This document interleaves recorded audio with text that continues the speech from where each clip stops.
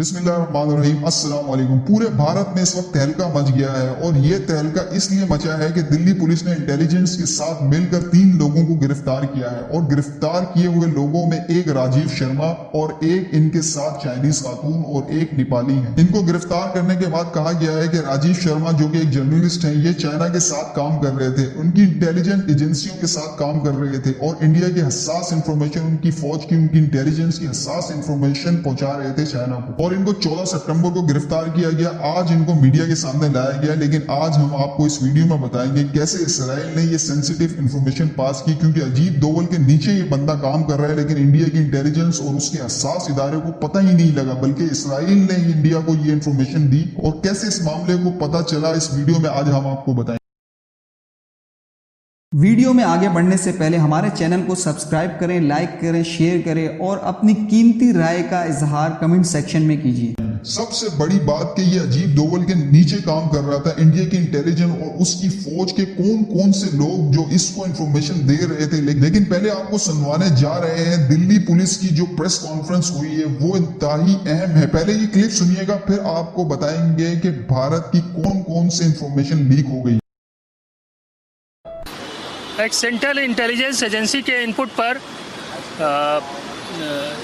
एक freelance journalist Rajiv Sharma जो कि पीथमपुरा के रहने वाले हैं, इनको 14 तारीख को दिल्ली से गिरफ्तार किया गया था। और इनकी इनिशियल इंटरोगेशन में ये मालूम चला कि ये कुछ चाइनीज़ इंटेलिजेंस ऑफिसर्स के टच में है और यहाँ इंडिया से कुछ सेंसिटिव डिफेंस इंफॉर्मेशन चाइनीज़ जो इंटेलिजेंस ऑफिसर्स थे उनको पास ऑन कर रहे थे। इनकी इंटरोगेशन के आधार पर ही आज सुबह एक चाइनीज़ नेशनल लेडी किंग सी उसको गिरफ्तार किया गया और उसके एक एसोसिएट जो नेपाली सिटीजन्स हैं शेर सिंह और राज बोहरा, उनको गिरफ्तार किया गया है। इनकी सबकी जो इंटरोगेशन चल रही है उसका ब्रीफ इस प्रकार है कि राजीव शर्मा लगभग ये 40 साल से जर्नलिज्म कर रहे हैं और 2010 के बाद ये फ्रीलांस जर्नलिज्म का काम करने लगे। और उस समय ये चाइनीज़ मीडिया एजेंसी जो ग्लोबल टाइम्स है उसके लिए ये आर्टिकल लिखते थे। 2016 में इनका संपर्क एक चाइनीज़ इंटेलिजेंस ऑफिसर माइकल से लिंक्डइन के थ्रू हुआ और जिसने इनको इनवाइट किया चाइना में किमजुन सिटी में, जहां पर इनको काफ़ी लुक्रेटिव ऑफर किए गए इंडिया की information, defence information, strategic information और इंडिया चाइना बॉर्डर के ऊपर जो डिस्प्यूट्स हैं उसके बारे में इंफॉर्मेशन देने के लिए। तो इन्होंने माइकल को 2016 से लेकर 2018 तक लगातार बहुत सी इंफॉर्मेशन पास ऑन की। 2019 में इनका संपर्क एक दूसरे इंटेलिजेंस ऑफिसर जॉर्ज से हुआ। इस बीच इनकी जो लगातार जो मीटिंग हो रही थी वो बाहर अदर डिफरेंट कंट्रीज़ में, मालदीव में, लाओस में, थाईलैंड में, काठमांडू में इनकी अलग अलग मीटिंग्स हुई जहां पर इनको अलग अलग टास्किंग की गई। 2019 के बाद ये जॉर्ज के टच में रहे और जॉर्ज से लगातार यहाँ के इंफॉर्मेशन पास ऑन करते रहे। इंफॉर्मेशन जो हमारे इंडिया और चाइना बॉर्डर्स पर जो डिस्प्यूट्स हैं, जो प्रॉब्लम चल रही है, आर्मी के डिप्लॉयमेंट, आर्मी का प्रिक्योरमेंट और जो इंडिया चाइना रिलेशंस के ऊपर स्ट्रेटजी गवर्नमेंट की, इस तरह की इंफॉर्मेशन ये लगातार पास करते रहे हैं। इस इंफॉर्मेशन को पास करने के लिए इनको काफ़ी ह्यूज अमाउंट थ्रू हवाला और एक डिफरेंट चैनल से इनको मिलता रहा है। इस जो इनकी इंटरोगेशन से मालूम चला कि इनके जो एसोसिएट जो अरेस्ट हुए आज सुबह, एक चाइनीज़ लेडी और एक नेपाली सिटीजन, इन्होंने एक यहाँ पर सेल कंपनी बना रखी है महिपालपुर में, MZ मॉल और MZ फार्मास्यूटिकल के नाम से, जिसमें यहाँ से इंडिया से दवाएं एक्सपोर्ट करते हैं चाइना को और उधर से उसके एवज में जो पैसे आते हैं वो यहाँ पर इस तरह के एजेंट्स को सप्लाई किए जाते हैं। इसी बेस पर आज ये चाइनीज़ नेशनल लेडी और नेपाली सिटीजन को अरेस्ट किया गया है।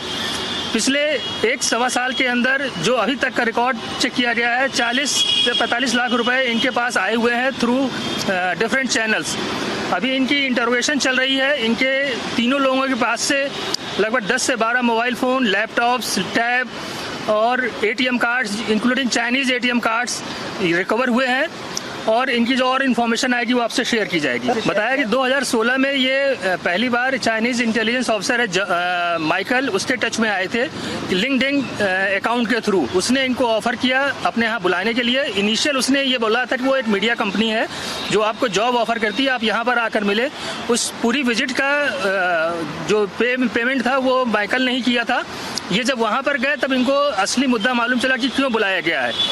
तो ये जो अमाउंट था उस पर ये थोड़ा सा जो भी कहें इनको लालच आया होगा, ये एग्री हो गए कि यहाँ की जो इन्फॉर्मेशन है वो उनको दी जानी है। तो इस चक्कर में इनका 2016 ऑनवर्ड ये इन्होंने इन्फॉर्मेशन पास की है। सर, इनके पास इन्फॉर्मेशन कहाँ से रही थी और किस तरीके की, किस तरीके जो अभी तक इन्फॉर्मेशन है हमारे पास, जो इनकी इंटरोगेशन से मालूम चला है, जो इनको फॉलोअप किया गया है, उसके हिसाब से चूँकि ये दिल्ली में एक ठीक ठाक से मीडिया सर्किल में मूवमेंट करते थे और मीडिया पर्सन थे, इनके पास PIB कार्ड्स भी हैं, तो इनकी मिनिस्ट्री में एक्सेस थी। तो ये इनफॉर्मली तमाम लोगों से मिलते थे और उनसे जो इन्फॉर्मेशन कलेक्ट होती थी उसको ये पास ऑन करते थे। सर, जर्नलिस्ट को कोई कैसी इन्फॉर्मेशन देगा जो दूसरे देश के काम आए?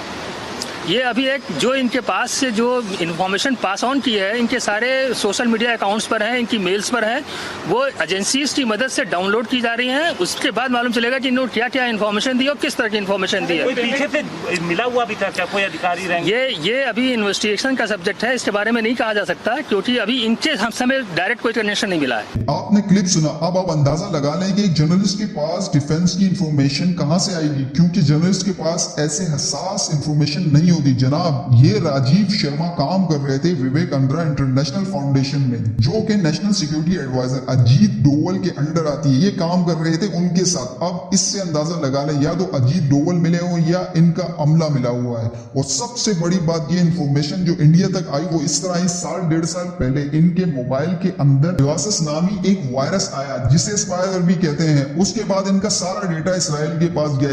इसराइल ने इंडियन एजेंसीज को इत्तला दी कि आपकी फौज के अंदर, आपकी इंटेलिजेंस के अंदर ये इतना बड़ा ग्रुप है जो कि काम कर रहा है इंडिया के खिलाफ, जो कि मोदी के खिलाफ काम कर रहे हैं। दरअसल असल में जब से मोदी आया उनकी फौज में डिवीजन हो गई, उनकी इंटेलिजेंस के अंदर डिवीजन हो चुकी है। इस सूरत हाल में वो एक दूसरे की इंफॉर्मेशन पास करते और वो चाइना तक पहुंच रही थी। और इतना बड़ा फेलियर इंडिया का सामने आया है। अब अजीत डोवल को पकड़ा जाए और उससे पूछा जाए कि या तो आप मिले हुए हैं या तो आप निकम्मे हैं, क्योंकि ये बंदा आपके साथ काम कर रहा था और आपको पता ही नहीं चला।